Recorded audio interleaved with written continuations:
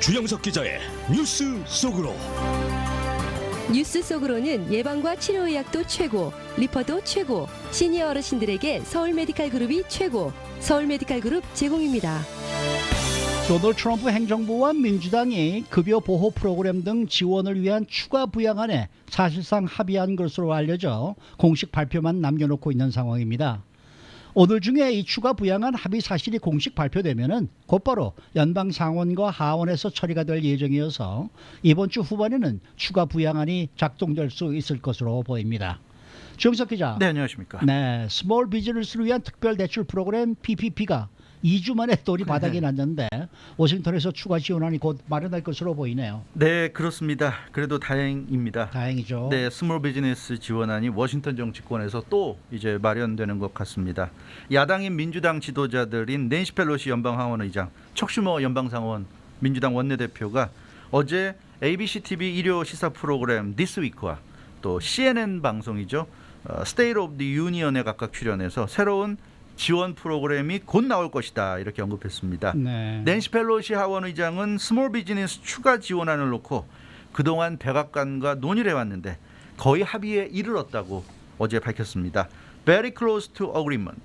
We've made very good progress라고 언급해서 거의 이제 합의점에 도달한 것으로 강력히 시사했고요.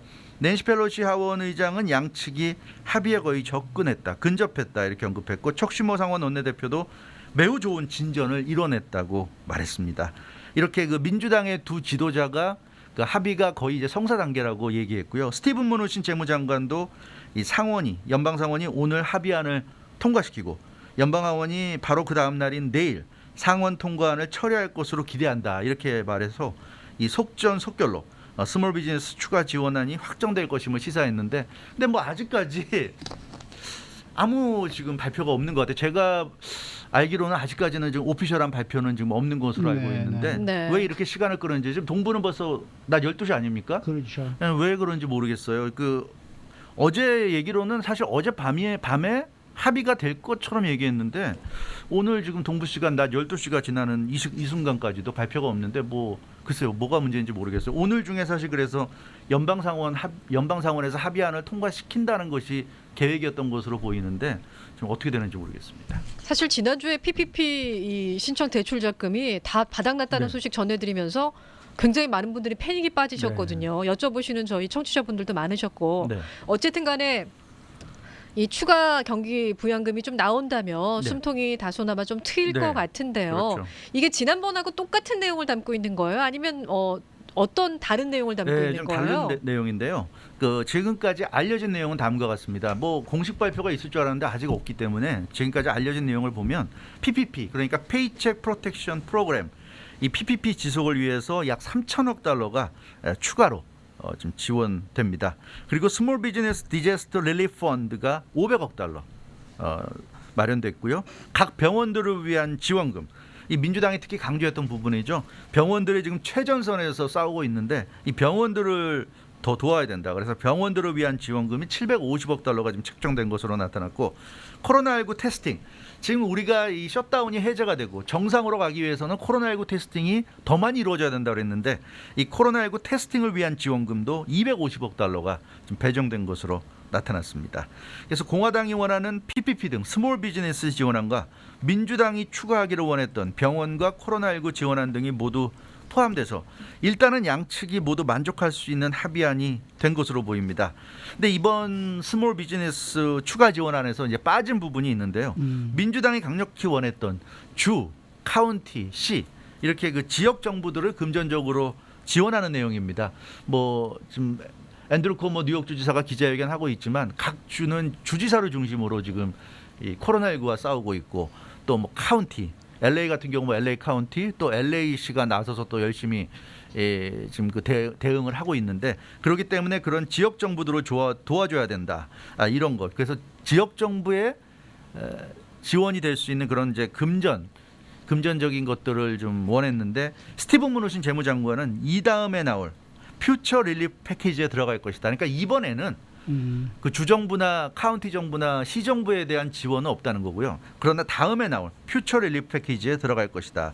이렇게 얘기해서 그 릴리프 패키지가 계속 나올 것임을 또 스티브 무누신 재무장관은 예고했습니다. 이 경기 부양 패키지 계속 나온다는 것도 불안해요.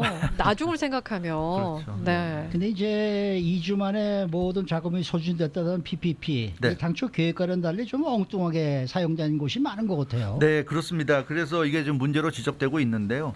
이 정부가 일단 뭐 의지를 가지고 연방의회와 더불어서 적극적으로 이렇게 경기 부양안을 내놓는 것도 좋은데 문제는 그게 제대로 좀 쓰여져야 되는데 그렇지 못한 것 같아서 좀 답답합니다. 페이첵 프로텍션 프로그램이 PPP는 스몰 비즈니스를 위한 목적으로 만들어진 겁니다. 그렇죠.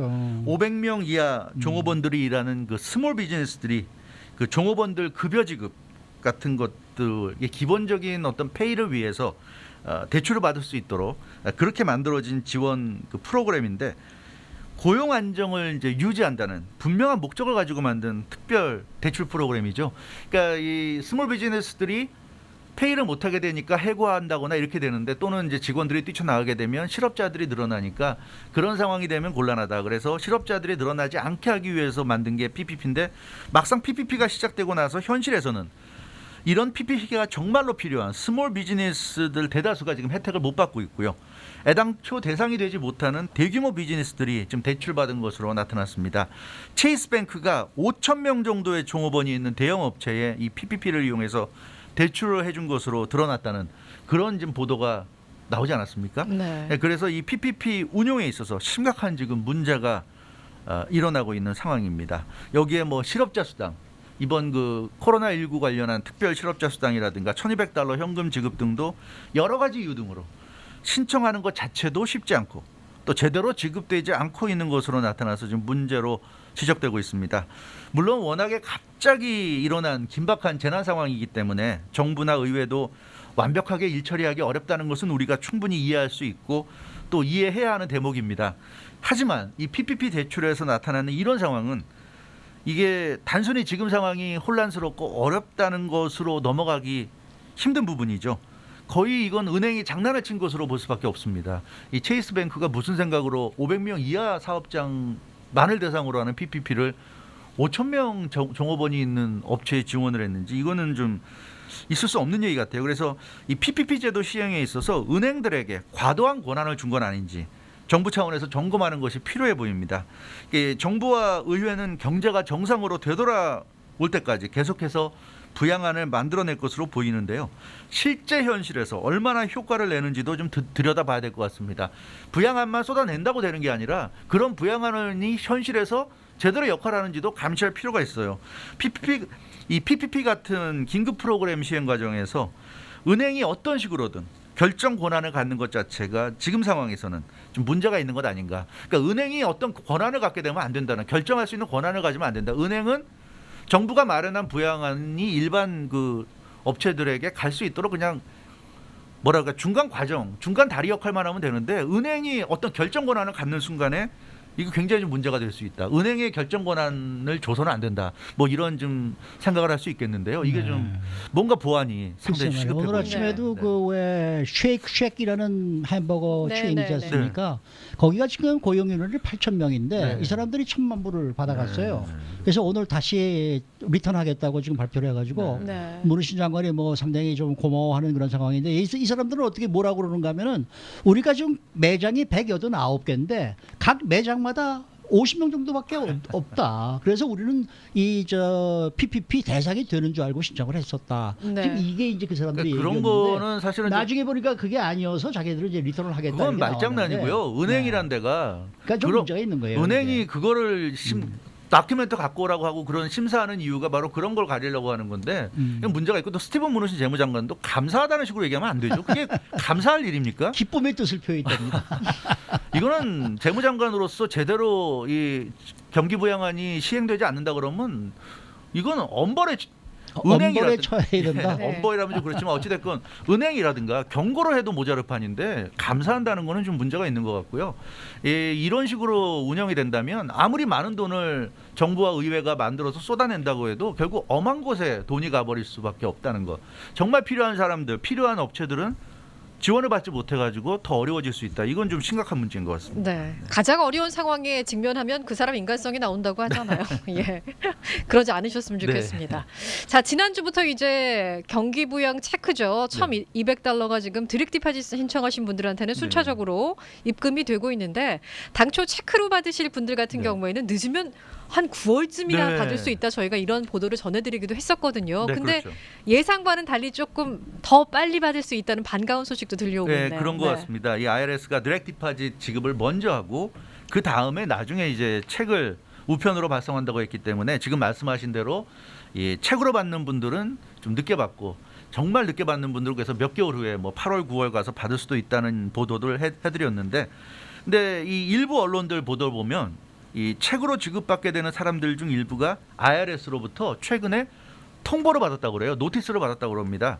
책을 우편으로 발송하는 작업이 이번 주 금요일 24일부터 시작된다. 그런 IRS의 설명이었다고 그럽니다. 그래서 이 책을 우편으로 발송하는 것도 생각보다 좀 빨리 시작이 되는 것 같아요. 그래서 이번 주 금요일부터 시작이 됩니다. 스티븐 무누신 재무장관도 어제 IRS로부터 첫 번째 체크 우편 발송이 이번 주 시작될 것이다 이렇게 언급해서 일부 사람들이 IRS로부터 통보받았다는 그 내용, 이번 주에 시작된다는 내용을 뒷받침했어요. 그러니까 실제로 사람들이 노티스도 받았고 스티븐 무누신 재무장관도 그런 이제 얘기를 했기 때문에 아마 이번 주부터 책으로 발송이 되는 것 같습니다. 그래서 책으로 지급받는 사람들도 이번 주부터 이제 1,200달러를 받기 시작한다는 건데, 누구부터 받게 되느냐 여부는 역시 그 소득이 적은 사람들, 저소득층이 우선적인 지급 대상인 것으로 보여서 적은 분들부터 점점 더 소득이 좀 높은 분들로 이렇게 올라갈 것으로 이렇게 보여집니다. 디렉트 디파짓과 책을 받는 사람들을 다 합하면 대략 1억 5천만여 명 이상이 될 것으로 좀 추정되기 때문에 IRS가 현금 지급을 완료하는 데는 좀 시간이 걸릴 수밖에 없습니다. 따라서 누군가는 벌써 받았을 것이고 이제 지급받는 사람들이 점점 늘어나겠지만 아직까지 받지 못한 사람들이 참 많을 것이라는 점에서 좀 시간이 걸린다는 걸 또 감안을 해야 될 것 같아요. 그래서 자신이 자격이 된다면 결국은 받을 텐데 시간이 걸릴 수 있다는 걸 좀 생각해서 조금은 좀 여유를 가지고 지켜보실 필요가 있을 것 같습니다. 그 외에 저도 아직도 돈을 못 받아서 이렇게 하루에 한 번씩 Get My Payment라는 이제 프로그램에 들어가서 클릭을 하게 되는데 이거 좀 어떻게 이용하는 건지 좀 자세히 좀 설명을 해주세요. 네, 이게 뭐 예를 들어서 소셜 시큐리티를 찍을 때 중간에 그렇죠. 하이픈을 쳐야 되는 건지 아니면 그냥 숫자만 쳐야 되는 건지 뭐 이런 자세한 안내가 없으니까 말이죠. 그렇죠. 네. 사용 방법은 사실 쉬운 편인데 굉장히 쉬운데 좀 준비도 필요하다. 이걸 좀 아셔야 될 것 같아요. 먼저 irs.gov에 접속하면, 그러니까 국세청 웹사이트에 접속하면 첫 페이지에 8개의 길쭉한 직사각형 박스를 볼 수 있습니다. 그 8개 박스 중에 오른쪽 메뉴에 Get My Payment 이 박스가 있거든요. 박스가 있죠. 그것을 이제 클릭하면 됩니다. 근데 그걸 클릭하면 Get My Payment 페이지로 들어가게 되고요. 그 페이지 가운데에 흰 글씨로 된 Get My Payment 파란색 버튼이 있습니다. 그래서 그 버튼을 또 클릭하면 그 다음 페이지로 넘어가는데, 그러면 This U.S. government system is for authorized use only 라는 맞습니다. 문장을 볼 수 있죠. 네네. 예, 그 문장 보시면 그 밑에 OK 버튼이 있어요. 그러면 아무 생각하지 말고 그냥 OK 버튼 누르시면 됩니다. 클릭하면 되고. 예, 거기서는 뭐 아무것도 신경 쓸 필요 없습니다. 그냥 네. OK 버튼 누르고요. 그럼 그 다음 페이지에서 이제 개인 정보 중에서 지금 그 최영호 앵커께서 말씀하신 소셜 시큐리티 넘버 또는 텍스 아이디를 입력해야 되고, 뭐 생년월일, 데이트 오브 버스죠. 생년월일 입력, 그리고 스트리트 어드레스, 지금 현재 살고 있는 주소 입력, 그리고 집 코드 입력, 이런 걸 이제 기재하고 파란색 컨티뉴로 된 버튼을 누르면 되는데, 소셜 시큐리티 넘버 같은 경우는 우리가 뭐 세 자리하고 뭐 대시하고 두 자리하고 대시하고 네 자리 쓰고 보통 이렇게 하는데 네네. 이거는 그런 거 필요 없어요. 그냥 숫자만. 숫자 아홉 자리 숫자를 그냥 쓰면은 알아서 그게 이제 구별이 하이픈 됩니다. 없이. 할 필요 네네. 없습니다. 마찬가지로 데이트 오브 버스도 그냥 날짜 그 숫자만 쓰면 월과 일과 연도를 이렇게 쓰면은 자동적으로 이렇게 분류가 되는 그런 상황이니까는요, 아주 쉽게 넘어갈 수 있습니다. 이걸 다 기재하면 파란색 컨티뉴라고 된 버튼, 맨 밑에 있는 버튼을 누르면 됩니다. 그럼 다음 페이지에서는 Need More Information 제목이 뜨고요. 1,200달러를 지급받을 수 있는지 여부를 알려줍니다. 그래서 이미 지급이 됐거나 지급이 될 예정이면 It's been scheduled라고 뜨면서 날짜가 나올 겁니다. 그래서 언제 지급됐다 또는 언제 지급될 예정이다 이런 게 뜨고요. 지급된 날짜나 앞으로 지급될 그러니까 이미 지급된 날짜나 또 앞으로 지급될 날짜가 아직 나오지 않은 경우도 있겠죠. 그런 경우에는 $1,200를 받을 자격이 있다. You are eligible for this payment. 그러니까 당신은 이 $1,200를 받을 자격이 있다. 그런 게 뜹니다. 근데 그런 게 뜨는 사람들은 정확히 언제 페이먼이 이루어지는지 아직은 구체적인 이제 스케줄이 잡히지 않은 경우죠. 그래서 그렇게 이제 구별이 될 것 같고요. 그래서 자격은 되지만 지급 날짜가 아직 정해지지 않은 경우 그런 경우에는 그러니까 이미 지급이 됐거나 지급 날짜가 확정됐으면 거기까지만 보고 더 이상 갈 필요 없어요. 거기서 그냥 오케이 나는 이미 지급이 몇 월 며칠 됐고 네. 나는 또는 몇 월 며칠에 지급이 될 예정이구나. 그거 확인하면 되는 거고 아직도 지급이 안 됐는데 정확한 날짜가 없는 경우에는 거기서 스탑이 아니라 이제 다시 더 전진을 해야 되는 상황입니다. 네. 그리고 많은 분들이 궁금해하셨던 거 가운데 하나가 나는 이제 그 뱅크 어카운트를 IRS에 세팅을 하지 않았다. 네. 그래서 디렉트 디파짓을 받지 못하는데 방법이 있느냐 해서 저희가 알려드렸었잖아요. 네, 그렇죠. 그것도 조금 전에 짚어주신 그 need more information에 들어가서 셋업이 안 돼 계신 분들은 뱅크 인포메이션을 넣으면 디렉트 디파짓으로 받을 수 있다는 거죠. 맞습니다. 그러니까 그 need more information에 가면 이제 소셜 시큐리티 넘버라든가 생년월일, 주소 그리고 집 코드를 이제 입력하게 되고요. 이제 그러면은 뭐 날짜가 뜨는데 그 다음 단계를 넘어갈 수 있습니다. 그 이 need more information 단계에서 디렉트 디파짓이 셋업되지 않았다. 이런 그 내용이 이제 뜨게 됩니다. 이때 그 밑에 Enter Bank Information 파란색 버튼이 있는데 그걸 누르게 되면 IRS 웹페이지에서 새롭게 디렉트 디파짓을 셋업할 수가 있습니다. 네. 그러면 이제 뱅크 어카운트 인포메이션으로 이제 들어가게 되는데요. 이 페이지에서 디렉트 디파짓 셋업을 위해서 본인의 텍스 리턴 정보가 필요합니다. 그러니까 이 단계에서는 그 본인의 텍스 리턴 정보를 가지고 있어야 돼요. 그게 없으면은 이 단계에서 실행할 수가 없습니다.